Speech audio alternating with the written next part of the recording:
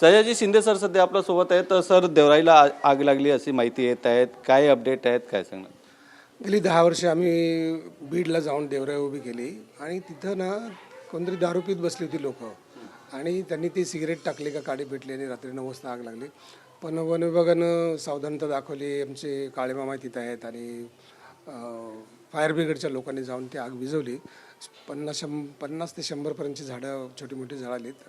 पण जरा देवराईच्या बाजूला लागली. पण झाडं तुमची आमची नसतात, तर झाडांचे कोणा बापाची देवराई नसते, सया शिंदेची देवराई नाही आहे. झाडांचे आपण आहोत, आपली झाडं नाहीत, ते झाडांचे आपण आहोत.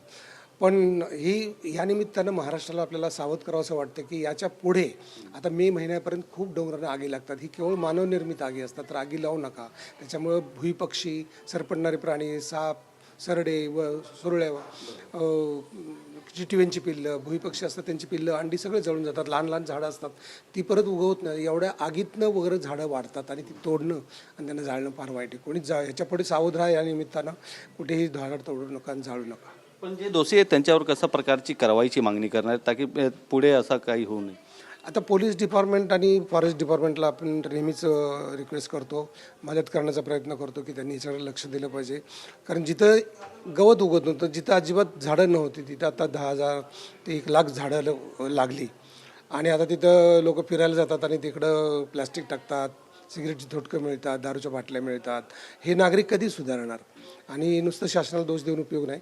पण दोघांनी पण अवेअरनेस दाखवला तर आपल्याला आपण चांगली काम करू शकतो. सगळ्यात कमी झाडं बीडला आहेत, सगळ्यात जास्त झाडं कापणाऱ्या कंपन्या जास्त, सॉमिल तिकडे आहेत. ही परिस्थिती सुधारली पाहिजे ना. सॉमिल कमी झाल्या पाहिजे तर झाडं वाढली पाहिजेत. तर झाडं कमी होते तर सॉमिल वाढतात. पण जे दारू पितात, जे लोक असं कृत्य करतात, त्यांना तुमच्या माध्यमातून काय संदेश देणार सर? मी नेहमीच सांगत आलो की संध्याकाळचे मित्र तुम्ही करू नका, सकाळचे मित्र करा, त्यात तुमचं यश मिळणार आहे आयुष्यामध्ये. तर संध्याकाळच्या मित्रांनी असं बाहेर बसता कामा नये. तुम्हाला काय शौक करायचे घराच्या आत करा. समाजाला, लोकांना त्रास होईल असं काही करता कामा नये. आणि बाहेर आपण जिथं जिथं निसर्गरम्य ठिकाणं आहेत तिथं जाऊन लोक दारू पितात आणि तिथं सिगरेटी टाकतात आणि तिथं बाटल्या टाकून येतात. ही अतिशय लाजिरवाणी गोष्ट आहे. तपोवनचं सर काय आता अपडेट आहे? तुम्ही कधी जाणार आहेत, परत ते माहिती घेणार आहेत का तिथे जाऊन? नाही, आता कधी शासनातले लोक आपल्याला फसवतात, सर्वसामान्य लोकांना. तेव्हा मग कायदेशीर काय गोष्टी करायला लागतात. आणि कोर्टाने आता त्यांना समज हे दिलं आहे ना, काय ऑर्डर दिली ना 15 तारखेपर्यंत. आता 15 तारखेला इलेक्शन आहे, त्यानंतर काय पवित्रा घेत आहे शासन आणि काय पवित्रा घेत आहेत. झाडं वाचवणारी माणसं म्हणजे आपली काही दुश्मन आहेत का हे शासनामधले लोक? त्यांच्या विरुद्ध आपल्याला लढावं लागतं, ह्याच्यासारखं दुर्दैव नाही. त्यामुळे असं वाटतं की झाडं तुटता कामा नाहीत.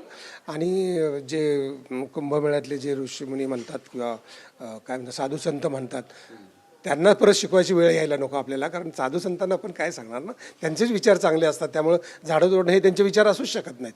त्यामुळे ते तोडू देणार नाहीत अशी अपेक्षा करतो. तुम्ही कुंभमेळ्याला जाणार आहेत? मला फार आकर्षणाची गोष्ट नाही ती, कारण गर्दीचा त्रास होतो आणि काय साध्य करायचं नक्की मला माहिती नाही. झाडंच मुळात तपश्चर्याला बसलेले ऋषीमुनी आहेत असं मी मानतो. आणि झाडाखाली बसणारे तपश्चर्याला ऋषीमुनी किती पवित्र विचारांचे असतील तर आपण ते बघतोच. पण त्या उत्सव मेळे याच्यात मला इंटरेस्ट नाही. धन्यवाद सर. Video journalist Krishnasha Govind Thakur, TV9 Marathi, Mumbai.